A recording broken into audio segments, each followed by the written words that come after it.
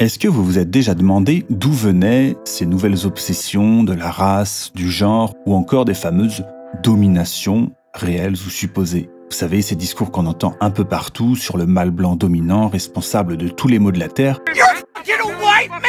et qu'il faudrait absolument sortir de l'histoire. Eh bien, le laboratoire qui fabrique toutes ces idées, c'est évidemment l'université.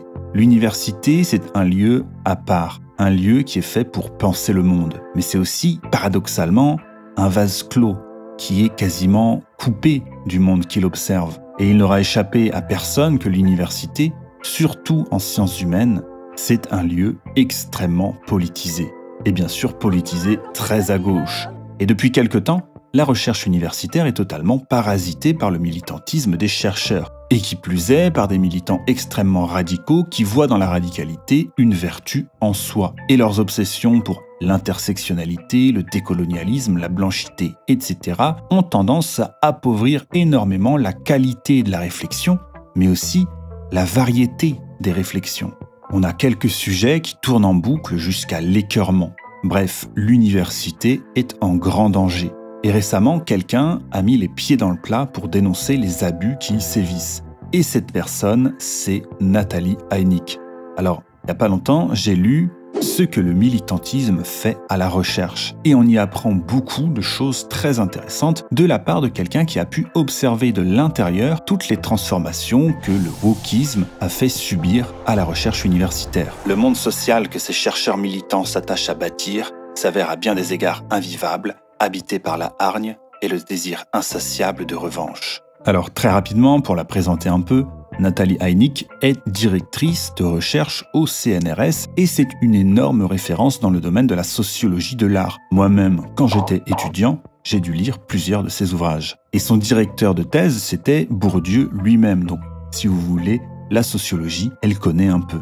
De plus, Haynick, c'est plutôt une femme de gauche. Et ce qu'elle nous explique dans ce tout petit ouvrage, c'est comment on en est arrivé là. Mais aussi et surtout, pourquoi ce militantisme woke à l'université de la part des chercheurs eux-mêmes est si grave. Et elle va nous donner pas mal d'exemples assez concrets et assez sidérants. On va voir ça ensemble. Ce dont il faut déjà avoir conscience, c'est que ce n'est pas la première fois que l'université est sous l'emprise de la politique. Pour l'historien Jacques Julliard, il y a eu 3 de ce qu'il appelle des glaciations de la pensée dans le monde universitaire français. La première, c'est la glaciation soviéto-marxiste d'après-guerre. La deuxième, le maoïsme dans les années 70, et beaucoup pensaient qu'après les dérives post-68, la contamination de la recherche par le militantisme, c'était de l'histoire ancienne. Mais parce que la troisième glaciation, c'est donc la glaciation actuelle, celle que Jacques Julliard résume par le terme d'islamo-gauchisme.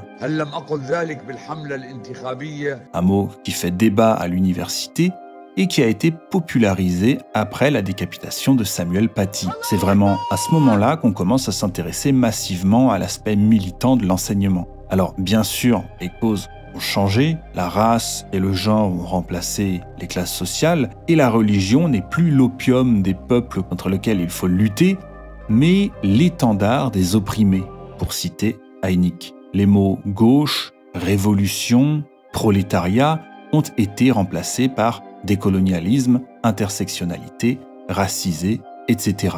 Ce qu'il faut absolument comprendre, c'est que la sociologie est le champ d'études universitaire le plus politisé. Et ce n'est pas un fait nouveau. Il y a 20 ans, le sociologue Didier Lapeyronie dénonçait déjà la tendance de la sociologie française à politiser la recherche.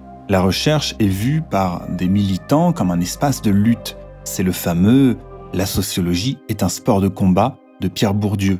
Ce que Lapeyronie dénonçait, c'était la course à la radicalité dans le milieu universitaire et tout particulièrement en sociologie. Dans les années 90, la sociologie critique et la gauche radicale vont s'allier. Les sciences sociales sont alors, selon les mots d'Haynick, réduites à un catéchisme qui se résume à des concepts comme la domination, la légitimation, la construction sociale et la violence symbolique. Parallèlement à ça, la recherche militante va commencer à absorber les théories américaines postmodernes qui ont été développées à partir des idées de penseurs français. C'est la French Theory, Derrida, Deleuze, Foucault.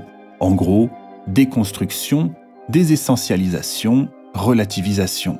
De là vont naître les studies, c'est-à-dire qu'on ne se base plus sur les disciplines des sciences humaines et sociales, mais sur des objets d'étude basés sur des minorités discriminées. Les femmes, les racisés, les homos, les gros, les handicapés. Le but de l'université n'est alors plus la recherche, la compréhension du monde, de la société, mais bien la lutte contre les formes d'oppression ou de discrimination. Le tout en faisant de la radicalité une vertu en soi. Rien ne sidère autant qu'une proposition radicale, car l'extrémisme, bien sûr, impressionne beaucoup plus que la modération. Et effectivement, la radicalité, c'est très pratique pour impressionner les imbéciles et les esprits faibles. Et ce militantisme académique a, en toute logique, tendance à attirer les plus médiocres. Alors, vous me direz, la lutte contre les discriminations en soi, c'est pas forcément une mauvaise chose. Le problème, ce sont bien sûr les méthodes utilisées. Car selon Heinick, ces méthodes sont illégitimes. Alors, pourquoi c'est grave? Faire de la recherche militante, c'est un non-sens complet. Ça va totalement à l'encontre de la méthode scientifique. Et beaucoup ont du mal à l'admettre, alors que c'est une évidence absolue. Heinick nous rappelle que la science a mis du temps à s'extirper des contraintes de la religion, de la politique et aussi de la morale. Et à vrai dire, ça va même à l'encontre des principes mêmes énoncés par Max Weber, qui est l'un des fondateurs de la sociologie. À savoir, l'obligation pour l'enseignant-chercheur de suspendre l'expression de tout jugement de valeur morale ou politique dans le cadre de l'exercice de sa mission professionnelle. En fait, s'abstenir de jugement, c'est le rôle même du chercheur. On comprend donc bien que le militantisme est assez difficilement compatible avec ça. Quelqu'un qui n'est pas capable de comprendre la différence entre connaissance scientifique et idéologie n'a en fait littéralement rien à faire dans une université. Le rôle de l'enseignant-chercheur à l'université, c'est de dispenser un savoir. Et la neutralité est pour lui un devoir. Que les enseignants aient des convictions, c'est tout à fait normal. Mais ce que dénonce Natalia Heinick, c'est ce qu'elle appelle la confusion des arènes. L'arène de la connaissance et celle de l'action politique. Profiter de l'amphithéâtre ou de la salle de cours pour faire sa propagande, ça devrait être sévèrement puni. Et ce qu'il est intéressant ici, et que les militants les plus extrémistes ne parviennent pas à comprendre, au point de parler de Natalia Heinick comme d'une figure d'extrême droite, c'est qu'elle partage beaucoup de convictions avec ses militants. Ce qu'elle dénonce, c'est simplement que la recherche doit savoir s'affranchir de tout filtre, qu'il soit politique ou moral, parce qu'il y a une trahison là-dedans. Les enseignants-chercheurs sont payés par nos impôts pour transmettre un savoir et rien d'autre. Et elle va assez loin puisque pour elle, utiliser un tel privilège à d'autres fins, ça pourrait carrément s'apparenter à du détournement de fonds publics. Accumuler la posture du chercheur qui étudie les phénomènes avec celle de l'acteur qui tente d'agir sur eux, on ne fait que de la recherche au rabais et de la politique de campus. Pour beaucoup de sociologues, la sociologie ne doit pas se contenter de comprendre le monde, elle doit également participer à le transformer. Et c'est quelque chose qui va totalement à l'encontre de la démarche scientifique. Pour Natalia Heinick, ce n'est pas aux chercheurs de dire comment le monde doit être. Ça, c'est le rôle du citoyen. Le rôle du chercheur, c'est de dire comment est le monde. Il y a un déni politiquement correct du réel qu'on pourrait résumer ainsi. Ce n'est pas vrai parce que ce n'est pas bien. Les enseignants-chercheurs militants, ou les académo-militants, pour utiliser le terme assez moche, il faut le dire, de Natalia Heinick, sont payés pour enseigner des connaissances. Et ils utilisent ce droit pour diffuser des convictions. Et donc, plus ils vont loin dans le militantisme, plus ils doivent justifier de la scientificité de leurs propos. Bref, leur discours politique se part de la respectabilité scientifique. Et maintenant, on va voir comment ça se traduit concrètement. La première chose, c'est déjà cette idée qui revient si souvent de devoir donner la parole aux concernés. Le ressenti, le vécu, deviennent les garants de la vérité du discours. Et c'est vraiment absurde. Et on a du mal à se dire que l'université a pu tomber si bas. Heinick note d'ailleurs que la mention autobiographie est de plus en plus présente dans les travaux de recherche. Il n'y a rien de plus éloigné de la neutralité scientifique que la subjectivité. Il faudrait être lesbienne pour parler de l'homosexualité féminine, noire pour traduire une poétesse américaine et arabe pour étudier le racisme. Le militantisme académique va donc souvent contourner les règles et faire semblant d'être scientifique. Ces chercheurs ne font plus de recherche. Ils partent d'une conclusion, leur conviction, et brodent un chemin pour parvenir à cette conclusion. Et cette conclusion, elle est toujours illustrée avec des exemples ad hoc. C'est une perversion de la méthode scientifique. On se débarrasse de tout ce qui pourrait nuire au message que l'on veut transmettre. Le but de ces enquêtes n'est pas de découvrir, mais de confirmer par illustration. C'est une parodie de démarche scientifique.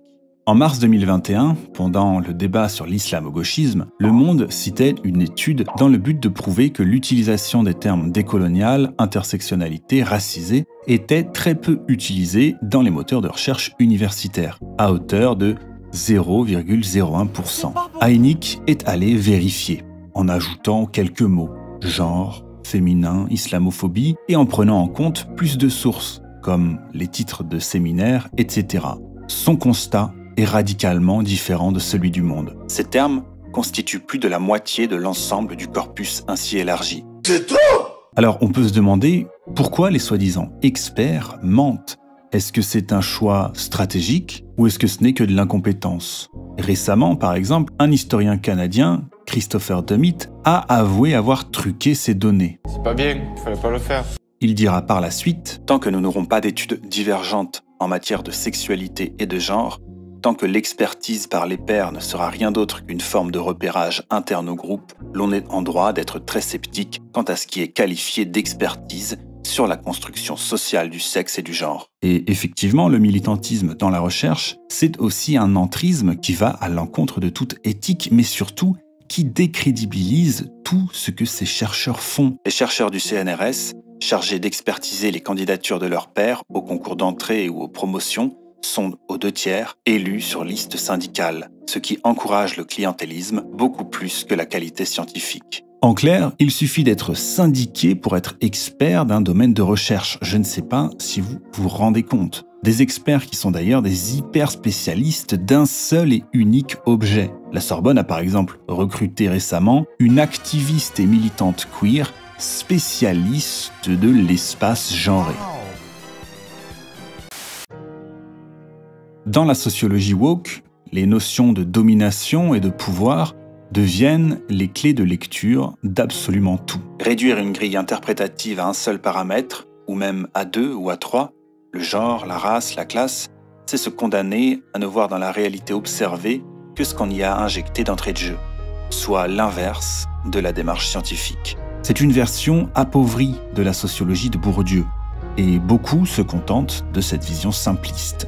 De même, l'argument du « c'est socialement construit », qui est quasiment devenu un slogan qui a dépassé les frontières de l'université, est une sorte de formule magique pour absolument tout justifier. C'est une construction sociale. Sauf que voilà, ce que Heineck nous rappelle, c'est que c'est la base de la sociologie de comprendre ça. En tant qu'être humain, nous vivons dans des sociétés et nous héritons de cultures faites de codes qui régissent les rapports des individus entre eux. Et tout ça, c'est l'évidence même quand on étudie la sociologie. On vit dans une saucisse, hein.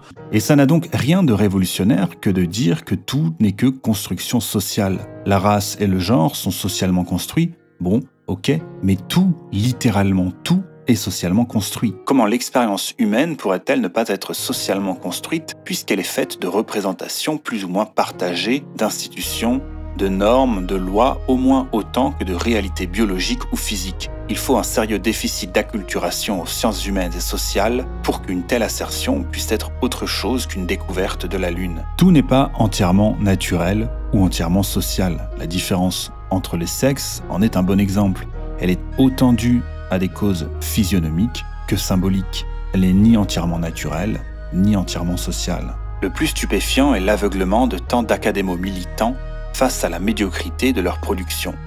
Ainsi, en dépit des grands airs conceptuels qu'aiment se donner les adeptes des studies à coups de pseudo-concepts tape à l'œil, intersectionnalité, blanchité, racialisation, le résultat est souvent peu concluant, voire consternant. Et l'argument que l'on retrouve souvent de la part des chercheurs militants, c'est que critiquer l'état du monde à l'université, ça ne peut pas faire de mal. Or, ce que dit Heineck très justement, c'est que critiquer l'état du monde, c'est ce qu'on fait déjà à longueur de temps sur Internet et que l'université n'a pas à être un espace pour exprimer ses opinions, ses convictions ou ses obsessions.